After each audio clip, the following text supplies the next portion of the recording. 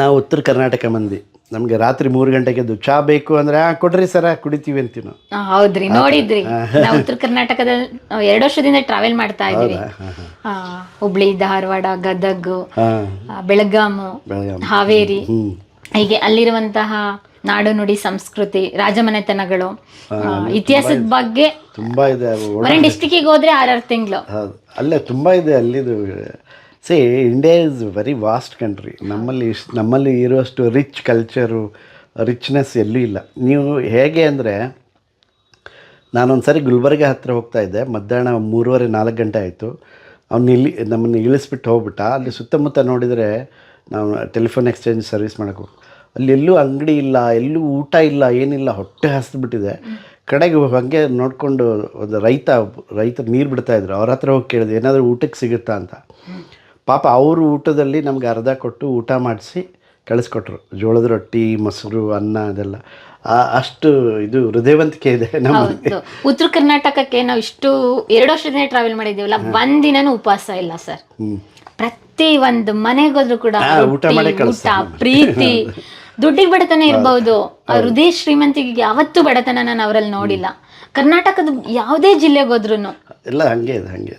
ಅಲ್ಲಿ it is not only Karnataka, all the urban areas of all the States ಎಲ್ಲ ತಗೊಂಡ್ರೆ ಅಲ್ಲಿ ಹೋಗಿ, ಮಹಾರಾಷ್ಟ್ರಕ್ಕೆ ಹೋಗಿ ಅಲ್ಲಿನೂ ಹಂಗೆ, ರಾಜಸ್ಥಾನಕ್ಕೆ ಹೋಗಿ ಅಲ್ಲಿನೂ ಹಂಗೆ, ಬಿಡೋದೇ ಇಲ್ಲ ನಿಮಗೆ. ಪಂಜಾಬ್ಗೆ ಹೋದ್ರಂತೂ ನಿಮಗೆ ಸಾಕಪ್ಪ, ಯಾಕಾದ್ರೂ ಬಂದಿವ್ರ ಮನೆಯಿಂದ ಅಷ್ಟು ಊಟ ಮಾಡಿಸ್ತಾರೆ, ಅಷ್ಟು ಪ್ರೀತಿ ತೋರಿಸ್ತಾರೆ.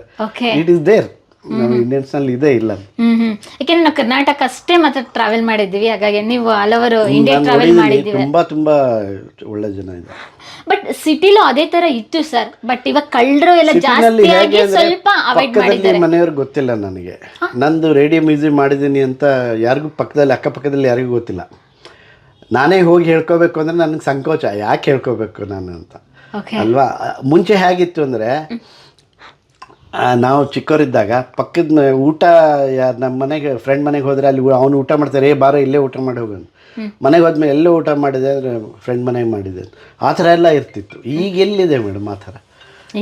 ಅಕ್ಕಪಕ್ಕದವರೇ ಗೊತ್ತಿಲ್ಲ. ಪ್ರಿಯ ವೀಕ್ಷಕರೇ, ನಾವು ತೋರಿಸುತ್ತಿರುವ ಇತಿಹಾಸದ ಕಥೆಗಳು ಕನ್ನಡದ ಕಲೆ, ಸಾಹಿತ್ಯ, ಸಂಸ್ಕೃತಿ, ಜನಜೀವನ, ಇತಿಹಾಸ ಸೃಷ್ಟಿಸಿದ ಜನಸಾಮಾನ್ಯರ ಅಸಾಮಾನ್ಯ ಕಥೆಗಳು ನಿಮಗೆ ಇಷ್ಟ ಆಗಿದ್ಯಾ? ಹಾಗಿದ್ರೆ ವಿಡಿಯೋ ನೋಡಿ ಸುಮ್ಮನಾಗ್ಬೇಡಿ, ಶೇರ್ ಮಾಡಿ, ಸಪೋರ್ಟ್ ಮಾಡಿ, ನಮ್ಮೊಂದಿಗೆ ಜೊತೆಯಾಗಿ. ಇದು ನೀವೇ ಬೆಳೆಸಿದ ನಿಮ್ಮ ನೆಚ್ಚಿನ ಡಿಜಿಟಲ್ ಮಾಧ್ಯಮ. ಇನ್ಮುಂದೆ ನಿಮಗಾಗಿ ಇನ್ನಷ್ಟು ವಿನೂತನ ಶೈಲಿಯಲ್ಲಿ ಬರಲಿದೆ. ನಿಮ್ಮ ಬೆಂಬಲದೊಂದಿಗೆ ನಮ್ಮ ಪಯಣ ಮುಂದುವರಿಯುತ್ತಿದೆ. ಸಾಮಾಜಿಕ ಬದಲಾವಣೆಗೆ ಜೊತೆಯಾಗಿ